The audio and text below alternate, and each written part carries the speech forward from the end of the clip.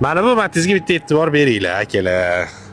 Men kamida bir 15-yil bo'lsa kerak deb o'tirdim akalar. Yili 2006-yil ekan akalar. Mashina holati ishoning, mana shu bomba bo'lib turibdi. Ya'ni qirilgan, sirilgan joylari yo'q akalar. Mashina absolut zo'r holatda akalar. Ketdik obzor qilib beramiz akalar. Yili 2006 akalar, faralari zo'r holatda, motorlari ham soatda ishlab turibdi. 4 yumshoq bo'lib taqilgan akalar. Vitraviklari bor, Grand Svistoykalar qilingan.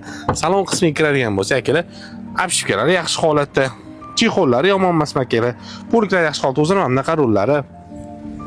Probega kiradigan bo'lsa akalar, hozir 548 ming kilometr yurgan ekan mashinamiz mexanika bunaqa maytafonlarigacha bor, xudo xolasa tayyor holatda xolos.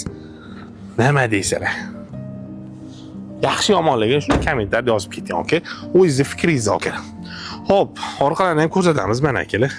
Orqalari ham yaxshi bo'lib turibdi. Xo'p, tomdan pasi o'zligi uchun sepilgan, ya'ni asfalt qilingan. Akalar, mashinamiz Toshkent shahar va Toshkent viloyatiga beriladi.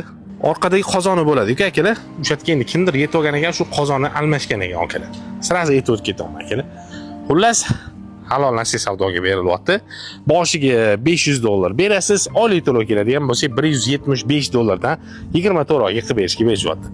Qimmat yoki arzonligini kommentarda yozib keting akalar.